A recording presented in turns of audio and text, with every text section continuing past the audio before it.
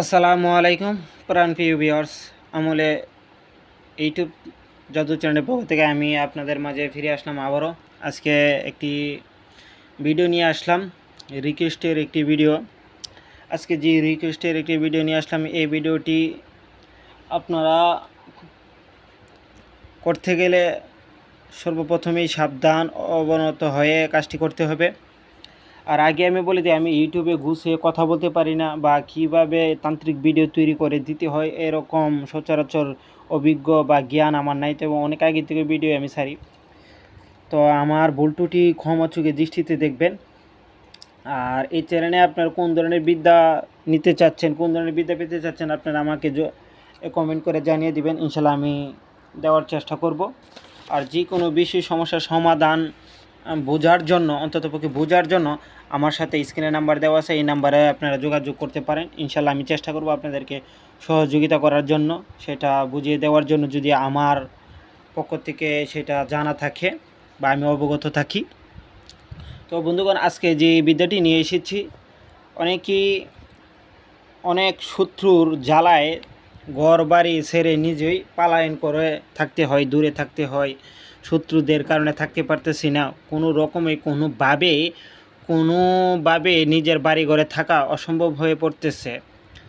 তো ওই ক্ষেত্রে আপনি শত্রুর সাথে মোকাবেলা করতে পারতেছেন না, এখন নিজে কেন বাড়ি থেকে পালিয়ে থাকবেন এবং দূরে থাকবেন। তো আমি বলবো কি, আপনাকে পালিয়ে থাকতে হবে না, দূরে থাকতে হবে না। আমার যে ভিডিওটি আজকে দেখতেছেন, দেশে এবং দেশের বাহিরে এবং ভারতে যাহারাই আছেন, আমার তথ্য অনুযায়ী, আমার ভাষ্য অনুযায়ী যদি আপনারা এই নিয়মে আজকের এই বিদ্যাটি অ্যাপ্লাই করতে পারেন, আমি আপনাদেরকে কি বলবো সেটা আমি বলে বুঝাইতে পারবো না। শুধু একবার অ্যাপ্লাই করে দেখেন, নিয়ম অনুযায়ী, পন্থা অনুযায়ী আমি কীভাবে বলি বিদ্যাটি করতে হবে, সেইভাবে আপনারা করে দেখেন। আল্লাহ চাইলে, শত্রু যদি অবশ্যই আপনার শত্রু হয়ে থাকে, আল্লাহ চাইলে সেই শত্রু ধ্বংস হয়ে যাবে, সেই শত্রু বাড়ি ঘর রেখে অন্যথায় চলে যাবে, অথবা সেই শত্রু বাড়ি ঘর যে কোনো অবস্থায় পুড়ে যাবে, অথবা যে কোনো মানুষ দ্বারা সেটার সাথে শত্রুতা আক্রান্ত হয়ে তার বাড়ি ঘর ভেঙে চুরমার করে দিবে, অথবা এলাকার যে কোনো সমস্যায় তার উপরে পড়ে তাকে এলাকাচ্যুত করে দিবে।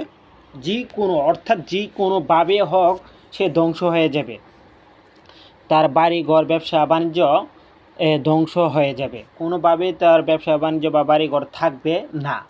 এটা আমি চ্যালেঞ্জ দিয়ে বলতে পারি। আবার 1 মাসও লাগতে পারে, 2 মাসও লাগতে পারে, 3 মাসও লাগতে পারে, 6 মাসও লাগতে পারে, কিন্তু হবে যেন এটা নিশ্চিত আপনি ধরে রাখতে পারেন। হবে যেন এটা ধরে রাখতে পারেন। আছে না 15 দিনে, 1 সপ্তাহে, 1 মাসে, 2 মাসে, না, এটা আমি আপনাদেরকে বলতে পারবো না। কিন্তু এটা আমি যখন একজন তান্ত্রিককে দিয়েছি, আমার এই এক বন্ধু ত্রিপুরার, তাকে আমি দিয়েছি। সে তখন কাজটি করার পর মিনিমাম 6 থেকে 7 মাস সময় মতো লাগছে, 6 থেকে 7 মাস সময় লাগছে। এখন তার কোনো অস্তিত্ব নাই। সে যখন কাজটি করছে আমার নিয়ম অনুযায়ী, এখন তার কোনো অস্তিত্ব নাই। সে তান্ত্রিককে, ওই তার এক রুগীকে কাজটি করে দিয়েছেন, তার কোনো অস্তিত্ব পাইতেছে না সে এখন। এরকমভাবে সে ধ্বংস হয়েছে। তো সে আমাকে জানানোর পরে আমি বললাম, ভাই তুমি আর কোনো দিন এরকম কাজ করো না, করলে এটা খারাপ। তো আসলে আমি বললে কী লাভ হবে, সে এটা কইরা ফল ফাইলেছে, এরকম অনেক কিছু করবে। তখন সে এটা দিয়েছে ইন্ডিয়ান রুপিতে ৭৬,০০০ টাকা নিছেন, ইন্ডিয়ান রুপিতে ৭৬,০০০ টাকা নিছে। তারপর সে আমাকে বলছে, ভাই আপনি আমাদের এখানে আসেন, আইসা স্যার কিছু কাজ করে দেওয়া যান আমার কিছু কাছে।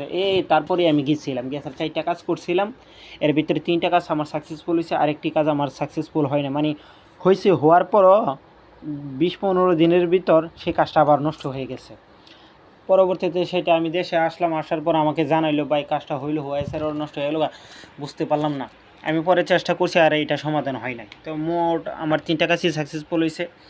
ওই ক্ষেত্রে ওই সূত্রেই আমি গিয়েছিলাম সেখানে। তো তারা এখনও আমাকে বলে কাজে সেখানে যাওয়ার জন্য, এদিকেও আমাকে প্রস্তাব দিয়েছে। আমি বলছি, না ভাই যাইতে পারবো না, আসলে এখানে আসা যাওয়া থাকা আমার প্রচুর খরচ হয়, আমি এরকমভাবে খরচ আমি পাই না। তো আমার সাথে এরকম গাদ্দারি করছে, যাক সেইগুলো আমার এখানে বলতে চাই না। তো যাক, সমস্যা নাই। তো এই বিদ্যাটি আমি দিচ্ছি, যদি বিশ্বাস একিন থাকে তাহলে আপনারা বিদ্যাটি একবার অ্যাপ্লাই করে দেখতে পারেন। তবে বিদ্যাটি কাজ করার আগে আপনাকে খুবই সাবধানতা অবলম্বন করে আপনাকে কাজ করতে হবে, শরীর বন্ধ করতে হবে এবং আপনার বাড়ি বন্ধ করতে হবে। মিনিমাম 1 বছরের জন্য বাড়িটি বহন করে রাখতে হবে, আপনার শরীর বহন করে রাখতে হবে 1 বছরের জন্য, মিনিমাম 1 বছরের জন্য। কেন বলছি, এটা করার পরে আপনারা বুঝতে পারবেন। শরীর বহন করার পর, বাড়ি বহন করার পরও আপনার উপরে বিভিন্ন ঝামেলা সৃষ্টি হবে। এটার এত একটা পাওয়ার। তো ওইভাবে আপনার শরীরটা বহন করে এবং বাড়িটা বহন করে 1 বছরের জন্য নিম্নত আপনারা রাখবেন। রাখার পরে আপনারা এটা কাজ করবেন। এখন কাজ করতে গেলে আপনাকে সর্বপ্রথমেই আমাদের মুসলিম শাস্ত্রে যে মানুষ মারা যাওয়ার পরে মাটি দেয় না, ওই অপঘাতের ব্যক্তির মারা যাওয়ার পর মাটি দেওয়ার পর ওই ব্যক্তির শরীরের কাফনের কাপড় আপনাকে যে কোনো মূল্যে সংগ্রহ করতে হবে, যে কোনো মূল্যে সংগ্রহ করতে হবে। এটা আমার কাছে আছে। আমি লুট অ্যাক্সিডেন্টে মারা গেছেন একজন ব্যক্তি, তার কাফনের কাপড় আমি অমাবস্যা রাত্রিতে একজনকে আমি 7,000 টাকা দিয়েছে আমি আনাইছিলাম। 7,000 টাকা দিয়েছি। ওই সে কাফন চুল তাকে 7,000 টাকা দিয়েছে আনছিলাম আজ থেকে 4 বছর আগে। আর আজ থেকে 3 বছর আগে আবার আরেকটা আনাইছিলাম। ওই ব্যক্তিকে শত্রুতার জেরে মেরে ফেলা হয়েছিল আর কি, মেরে ফেলা হয়েছিল। তাকে প্রচণ্ড গায়ে আসার পরে তাকে মারছে। এটা হচ্ছিল নরসিংদী জেলার ওই ব্যক্তিটা। তো ওই এখানকার ওই ঘুরের কিছু লোকের সাথে আমি কথা বলে ওই ব্যক্তির কাপড়ের কাপড় আমি সংগ্রহ করেছি। তাও আবার ওই ব্যক্তিটার মাটি দেওয়া হয়েছে অমাবস্যা রাত্রে মাটি দেওয়া হয়েছে এবং পরবর্তী অমাবস্যাতে এই কাপড়টা আমি তাদেরকে নিরামিষ ভোজন করায় আমি সংগ্রহ করেছি। এটা দিয়ে স্যার আমি এখনও এই কাপড়গুলা দিয়ে স্যার, এই 2টা কাপড় দিয়ে স্যার আমি এখনও কাজ করে থাকি। এই আজকে 2 দিন আগেও একটা কাজ করছি, বশীকরণ কাজ। এটা 7 থেকে 9 দিনের সময় কাজটি সাকসেসফুল হওয়ার।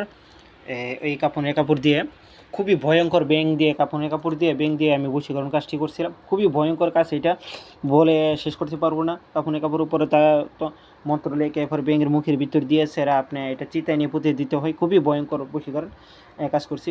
তো ওই কাপড়ের কাপড়ের উপর আমি যে নকশাটি স্ক্রিনে দিব, এই নকশাটি দিয়ে যে তাবিজটি আমি স্ক্রিনে দিব, এই তাবিজটি দিয়ে আপনারা এই কাপড়ের কাপড় ওই তাবিজটি আপনি লিখবেন। আপনাকে 2টি তাবিজ লিখতে হবে, 2টি তাবিজ লিখবেন। তাবিজের নিচে আপনার শত্রুর নাম লিখবেন, শত্রুর মাতা পিতার নাম লিখবেন, শত্রুর ঠিকানা লিখবেন। লিখে আপনি এই কাজটি করতে হবে। তো প্রয়োগ বিধির জন্য কিছু সামানা তৈরি করতে হবে। কিভাবে সংগ্রহ করবেন সেটা আমি বলে দিচ্ছি। একটু কোটিং হলো যদি আপনারা তৈরি করে সংগ্রহ করে করতে পারেন, ইনশাল্লাহ 1000 কোটি % গ্যারেন্টি দিয়ে আমি বলতে পারি এটা কাজ হবে এবং এটা পরীক্ষাকৃত কাজ।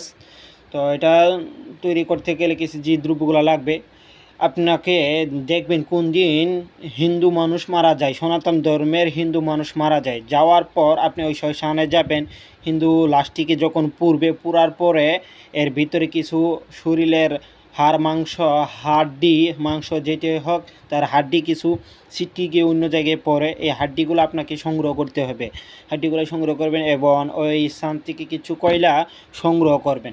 যেদিন আপনি এটা দেখবেন মারা গেছে, ওই দিন আপনি মাছ গুছ না খেলে সবচেয়ে বেশি উত্তম হয়, নিরামিষ খেয়ে যেতে পারলে সবচেয়ে উত্তম হয়। তারপর ওই হাড় এবং ওই কয়লা তিনটি কয়লা এবং কিছু হাড়ের অংশ সংগ্রহ করবেন।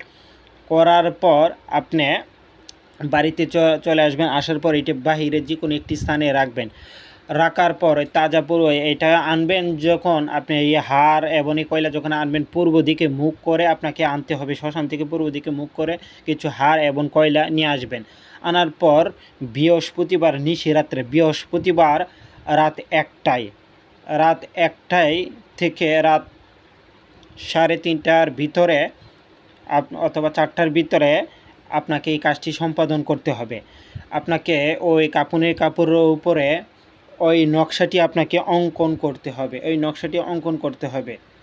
লাল কালির কলম দিয়ে অঙ্কন করবেন, অথবা আপনি যে শ্মশানের যে আংরাটা আনছেন না, এই আংরা দিয়ে সেটা আপনি এই কাপড়ের উপর এই তাবিজটি যে স্ক্রিনে যে তাবিজটি দিয়ে দেব, এই তাবিজটি আপনি সুন্দর করে লিখবেন যাতে ভুল না হয়।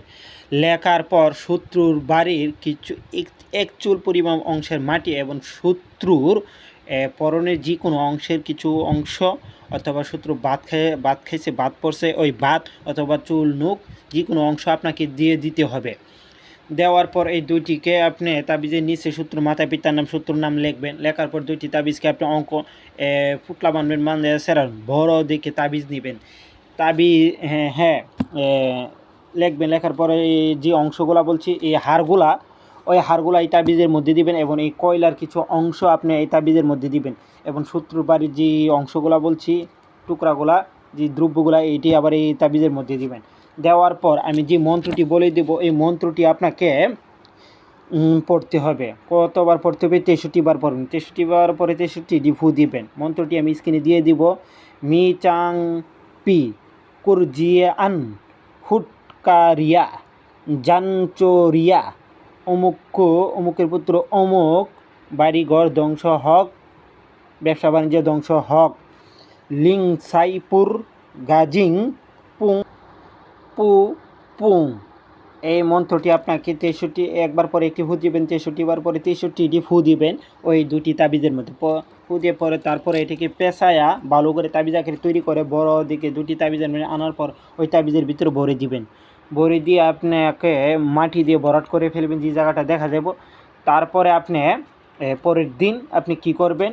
শত্রুর বাড়িতে যে কোনো অবস্থায় যে কোনোভাবে হোক শত্রুর বাড়িতে, পীড়ার মধ্যে অথবা ঘরের ভিতরে যে কোনো একটা স্থানে এটাকে রেখে দিতে হবে অথবা পুঁতে দিবেন। তারপর দ্বিতীয় তাবিজটি, এটি অপঘাতে ব্যক্তি মারা গেছে, ওই রকম অপঘাতে ব্যক্তি মারা গেছে, ওই ব্যক্তির কবরের বুক বরাবর আপনি তাবিজটি পুঁতি দিবেন। বুক বরাবর এই তাবিজটি পুঁতি দিয়ে আপনি সুন্দর করে বাড়ি চলে আসবেন। আসার পর আপনি গোসল করে আপনি আপনার কাজ করবেন। এরপরে আপনি এটার কারিশমা দেখেন আমি কি দিয়েছি। আল্লাহ তাআলা চাইলে অবশ্যই যদি শত্রু হয় তাহলে কাজ হবে, আর যদি মনে করেন আপনি শত্রু না, আপনি তাকে ক্ষতি করতে চাইছেন, বরং উল্টা এটার ক্ষতি হবে। কারণ একটা জিনিস আপনাকে বুঝতে হবে, জ্ঞানী মানুষ হলে এই তাবিজ করতে গেলে আপনাকে শরীর বন করতে হবে 1 বছরের জন্য এবং বাড়ি বন করতে হবে 1 বছরের জন্য। তারপরও বুঝেন এটা কতটুকু শক্তি।